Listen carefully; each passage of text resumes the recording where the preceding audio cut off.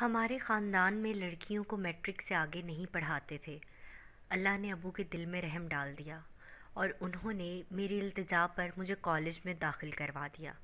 بہت خوش تھی کہ خواب پورا ہو گیا۔ اب میں پڑھ لکھ کر کچھ بن جاؤں گی تو والدین مجھ پر فخر کریں گے۔ پہلے زوبی کے ساتھ جاتی تھی، پھر اس نے سال بعد پڑھائی کو خیرآباد کہہ دیا تو اکیلی جانے لگی۔ کالج زیادہ دور نہ تھا، پیدل جایا کرتی تھی۔ کچھ دنوں بعد محسوس کیا کہ واپسی پر کوئی لڑکا میرا پیچھا کرتا ہے۔ شروع سے نڈر تھی، لہٰذا ایک روز جب وہ پیچھے آ رہا تھا میں ٹھہر گئی اور مڑ کر اس کو خوب کھری کھری سنا دی۔ اسے ذلیل، آوارہ، جانے کیا کیا کہہ دیا۔ وہ چپ چاپ سنتا رہا، پھر ایسا غائب ہوا کہ دوبارہ اس کو میں نے کبھی نہ دیکھا۔ شکر کرتی تھی کہ خام خواہ کی مصیبت سے جان چھوٹی۔ کبھی افسوس بھی ہوتا تھا کہ بھرے بازار میں اس کو ذلیل کیا۔ اگر لوگ جمع ہو جاتے اور پکڑ کر اس کی درگت بنا ڈالتے تو کیا ہوتا؟ شاید وہ شریف طبع تھا، اسی لیے واپس مڑ کے نہ آیا۔ ایک روز میں اور امی بازار میں کچھ خریدنے گئیں کہ ایک موٹر سائیکل سوار نے تیزی میں امی جان کو ٹکر مار دی اور وہ سڑک پر گر گئیں۔ ان کے کافی چوٹ آئی، سر سے لہو بہنے لگا۔ وہ لڑکا جس نے ٹکر ماری تھی بھاگ گیا، لیکن ایک دوسرا شخص آگے بڑھا، امی کو سہارا دے کر اٹھایا اور کہا، آنٹی چلیے میں آپ کو قریبی کلینک پہنچا دوں، وہاں مرہم پٹی کرا لیں، ورنہ خون بہنے سے مشکل ہو جائے گی۔ اس نے سہارا دے کر امی کو کار تک پہنچایا۔ میں نے اس مددگار کی شکل کی جانب نظر اٹھا کر ابھی تک نہیں دیکھا تھا۔ میں امی کو دوسری جانب سے سہارا دیے تھی اور بہت پریشان تھی۔ جب امی گاڑی میں بیٹھ گئیں تو میں نے اس شخص پر نظر ڈالی۔ یہ وہی تھا جس کو ایک روز میں نے خوب گالیوں سے نوازا تھا۔ بہرحال کچھ جھجکتے ہوئے بیٹھ گئی، کیونکہ امی کے سر سے خون ٹپک رہا تھا۔ اب کچھ اور سوچنے کا وقت نہیں تھا۔ امی کی آنکھیں بند ہو رہی تھیں۔ اس کا نام ارشد تھا۔ کلینک لے جا کر امی کی مرہم پٹی کرائی۔ ڈاکٹر نے میری والدہ کو انجیکشن لگا دیا۔ پھر اس نے ہمیں اپنی گاڑی میں ہی بٹھا کر گھر تک چھوڑا۔ باتوں باتوں میں اس نے بتایا کہ وہ زوبی کا چچا زاد ہے۔ دراصل زوبی کا گھر ہمارے گھر کے ساتھ ہی تھا۔ جب ہم وہاں گاڑی سے اترے تو اس نے کہا، آپ لوگ میری بہن زوبی کے پڑوس میں رہتے ہیں۔ اس واقعے کے بعد میری ارشد سے پہلے فون پر اور پھر باہر ملاقاتیں ہونے لگیں۔ کچھ دنوں بعد اس نے زوبی کو اپنا ہمراز بنا لیا، جس کے ذریعے ہماری ملاقاتیں آسان ہو گئیں۔ زوبی کی والدہ بیمار رہتی تھیں، تبھی اس نے کالج جانا چھوڑ دیا تھا، لیکن وہ گھر پر دل لگا کر پڑھ رہی تھی تاکہ پرائیویٹ طالبہ کے طور پر امتحان دے سکے۔ اگر مجھ سے نوٹس وغیرہ لینے آتی تھی تو جو میں کالج میں لکھ کر لاتی اسے دے دیا کرتی تھی۔ وہ تو دل لگا کر امتحان کی تیاری کر رہی تھی اور میں ارشد کی محبت میں کھو چکی تھی۔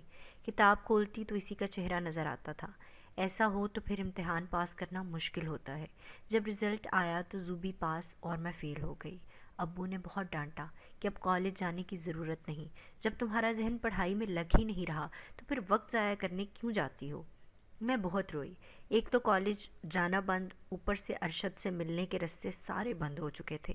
گھر سے باہر نکلنے پر پابندی ہو تو کیسے اس سے مل سکتی تھی؟ اس موڑ پر زوبی کام آئی اور ارشد نے اس کی مدد سے مجھ سے ملنے کا راستہ نکالا۔ کچھ پس و پیش کے بعد اس نے ہماری مدد کرنے کی حامی بھر لی۔ اب میں زوبی کے گھر چلی جاتی، وہ اس کو فون کر دیتی اور ہم موقع نکال کر اس کی چھت پر مل لیتے۔ ایسے معاملات زیادہ دنوں تک نہیں چھپتے۔ آخرکار میری سہیلی کی امی کو شک ہوا کہ جس دن نینا آتی ہے اسی دن ارشد بھی آ جاتا ہے۔ ہر دفعہ ایسا اتفاق کیوں؟ انہوں نے ہم پر نظر رکھنا شروع کر دی۔ خطرے کی بو سونگھ کر میں بھی محتاط ہو گئی اور ارشد نے آنا بھی بند کر دیا۔ لیکن یہ جدائی ہم دونوں کو شاق گزرنے لگی تھی۔ کسی کام میں دل نہیں لگتا تھا۔ میری کیفیت عجیب ہو گئی۔ ادھر ارشد کا بھی کچھ ایسا ہی حال تھا۔ وہ ارشد کا کوئی پیغام لے کر آئی تھی۔ پتہ چلا ہمارے گھر والے پھوپھی کے گھر ان کے پوتے کی سالگرہ پر جا رہے تھے۔ زوبی نے کہا، تم مت جانا، ارشد تم سے ملنے کے لیے بےتاب ہے۔ جب سب جا رہے تھے میں سردرد کے بہانے گھر میں رک گئی۔ امی نے کہا بھی کہ اکیلی کیا کرو گی، سردرد کی گولی کھا لو اور ساتھ چلو، وہاں پھوپھی تمہارا پوچھیں گی۔ میں نہ مانی، کہا کہ شدید درد ہے، خدارا مجھے مجبور نہ کریں، سالگرہ میں اتنے مہمان ہوں گے، خاص طور پہ بچوں کا شور شرابہ برداشت نہیں کر سکوں گی۔ امی بولی، اچھا ٹھیک ہے، تو پھر زوبی کو اپنے پاس روک لو، ہم 4-5 گھنٹوں میں آ جائیں گے۔ میں اس کی امی سے اجازت لے لوں گی کہ زوبی کو تمہارے پاس رہنے دیں۔ زوبی نے ارشد کو فون کیا کہ آ جاؤ اور اپنی چاہت سے مل لو، ایسا موقع پھر نہیں ملے گا۔ جلد ہی ارشد آ گیا۔ زوبی نے ہی دروازہ کھولا۔ وہ ہمارے درمیان تھوڑی دیر ٹھہری، پھر بولی، وقت تھوڑا ہے، تم لوگ باتیں کرو، میں گھر کا چکر لگا کر ابھی آتی ہوں، وہاں مگر دروازہ بند کر لینا، میں 2 بار بجاؤں گی تو سمجھ لینا زوبی آئی ہے، تب کھول دینا۔ وہ چلی گئی۔ میں اور ارشد باتیں کرنے لگے۔ باتوں باتوں میں وقت کا پتہ نہ چلا اور 2 گھنٹے گزر گئے۔ تبھی دروازے پر دستک ہوئی۔ یہ دستک ویسی ہی تھی جیسی زوبی نے کہی تھی۔ 2 بار دروازہ بجا، لیکن اس طریقے سے جیسے دستک دینے کا زوبی کا انداز تھا۔ میں نے پوچھا بھی کون، جواب نہ ملا تو میں نے دروازے کو تھوڑا سا کھول دیا۔ سامنے بھائی جان کھڑے تھے۔ میری تو جان نکل گئی، کیونکہ اندر کمرے میں ارشد بیٹھا تھا۔ کیوں بھائی جان، خیر تو ہے؟ آپ اکیلے واپس آ گئے؟ سالگرہ کہاں ہے؟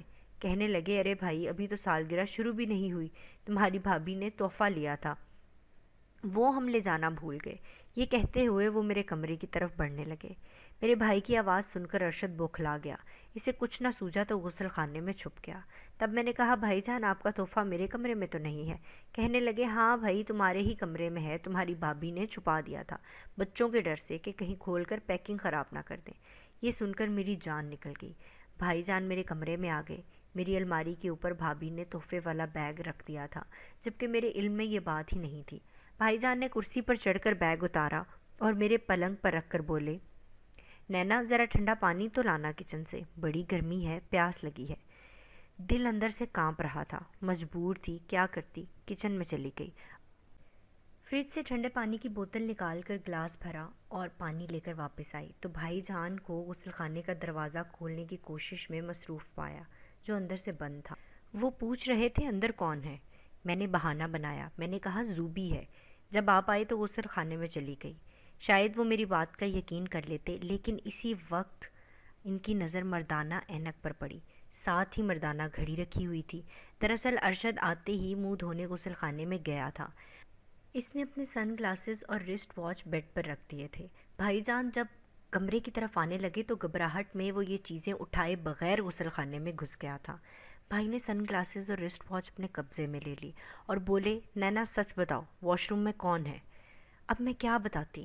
زبان گنگ ہو گئی تھی اور ماتھے سے پسینہ بہنے لگا۔ بھائی احمق نہ تھا، انہوں نے زور زور سے واش روم کے دروازے کو لاتوں سے ضربے لگانا شروع کر دی۔ بالآخر لاک ٹوٹ گیا اور دروازہ کھل گیا۔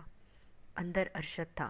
جب انہوں نے گریبان سے پکڑ کر باہر نکالا تو پھر جوتا اتار کر اس کی پٹائی شروع کر دی۔